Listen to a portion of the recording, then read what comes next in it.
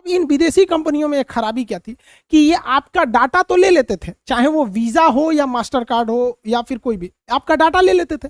अब ये data save कैसे करेंगे? जैसे हम लोग को कोई जानकारी सेव करना है, मेरा नाम मोबाइल नंबर सेव करना है तो आप अपने मोबाइल में सेव कर लेते हैं, मेरा फोटो सेव करना है तो खींच के गैलरी में सेव कर लेते हैं, लेकिन बहुत ज्यादा चीज सेव करना है तो आप पेन ड्राइव में करते हैं, उससे भी बड़ा हो गया तो हार्ड ड्राइव में सेव करते हैं।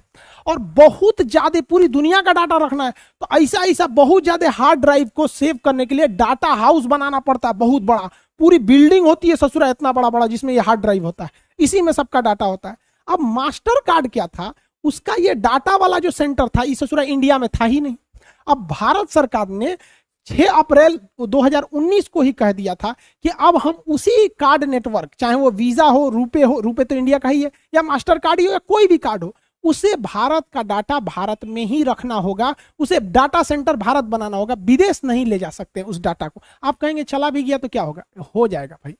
अब अगर डाटा वो अमेरिका में लेके चला गया तो अमेरिका की कंपनी को पता है कि फलनिया के अकाउंट में 2 लाख है और किसी के अकाउंट में 2 करोड़ है, वो कंपनी क्या करेगी? अमेरिका को बेच देगी। तो अमेरिका के प्रचार वाले क्या करेंगे? उस व्यक्ति को गूगल या व्हाट्सएप या फेसबुक या यूट्यूब के थ्रू 2 लाख वाले को कम सस्ता कार का प्रचार दिखाएंगे, हाई कार ले लीजिए, हाउ कार ले लीजिए, उसको पता है कि सस्ता वाला आदमी। और जिसके पास 2 करोड़ है उसको दिखाएगा ये ले लीजिए, ऑडी लीजिए, बीएमडब्ल्यू लीजिए, मर्सिडीज लीजिए।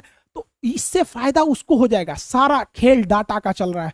आप गूगल पे एक बार सर्च कर लीजिएगा ना कि हमको लकड़ी का अलमारी, आप देखिएगा 3-4 दिन तक आपको लकड़ी की अलमारी का प्रचार कबो कबो बीच बीच में से चल आता है। किस चीज का खेल हो रहा है? डाटा का। तो सरकार ने कहा कि हमारे डाटा का यूज हमरे यहाँ करना चाहिए ताकि हमारी कंपनियां अपना कस्टमर को चुन सके। अब पता चला कि आप कोनो आदमी को 20,000 रुपया है, उसको कहिए कि देखो लंबोर्गिनी ऐसा है, क्या करेगा लंबोर्गिनी लेके? तो भारत सरकार ने कहा 6 महीने में आपको डाटा लोकलाइजेशन इंडिया में करना होगा। लेकिन सोच रहा कोरोना कूद गया, फर्स्ट वेव, सेकेंड वेव, सबके बाद सरकार ने कहा कि 22 जुलाई 2021 आज के दिन तक हो जाना चाहिए।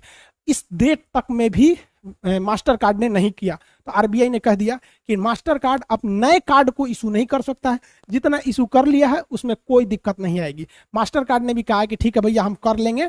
तब तक तो आरबीआई ने कहा कि ठीक है जहिया कर लेना, भारत में ऐसा डाटा बिल्डिंग बना लेना, खूब ज्यादा हार्ड ड्राइव खरीदना, सबको आपस में लिंक करके उसमें खूब अच्छा एसी चला के रख देना, तो हम तुम्हें परमिशन दे देंगे। समझ में आ गया? तो आप ये कार्ड वगैरह समझ गए। इसके अलावे भी आप देखेंगे तो बैंकिंग में काफी टर्म्स होते हैं, जैसे चेक भरने का तरीके में कैसे चेक होते हैं, bearer cheque, cross cheque, account payee cheque, order cheque. ये इकोनॉमिक्स के सवाल में सीजीएल या एसएससी में एक क्वेश्चन इससे पूछ देता है। साथ ही पैसे ट्रांसफर में देखेंगे आजकल यूपीआई बहुत चल रहा है।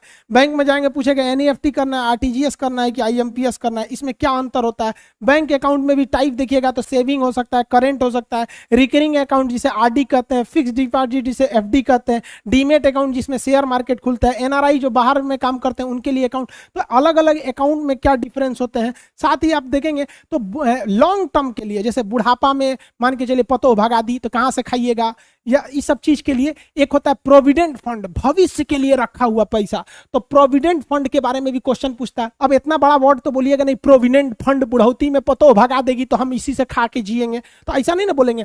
तो प्रोविडेंट फंड को शॉर्टकट में क्या कहते हैं? पीएफ कहते हैं। अब इस ससुरा पीएफ जो होता है, प्रोविडेंट फंड कई टाइप का होता है। एम्प्लॉय प्रोविडेंट फंड ईपीएफ कहते हैं, पब्लिक प्रोविडेंट फंड ईपीएफ कहते हैं। हालांकि आपको यही 2 ठो मिला होगा, पीपीएफ और ईपीएफ सुने होंगे, इसमें काफी विवाद भी हुआ था कुछ दिन पहले।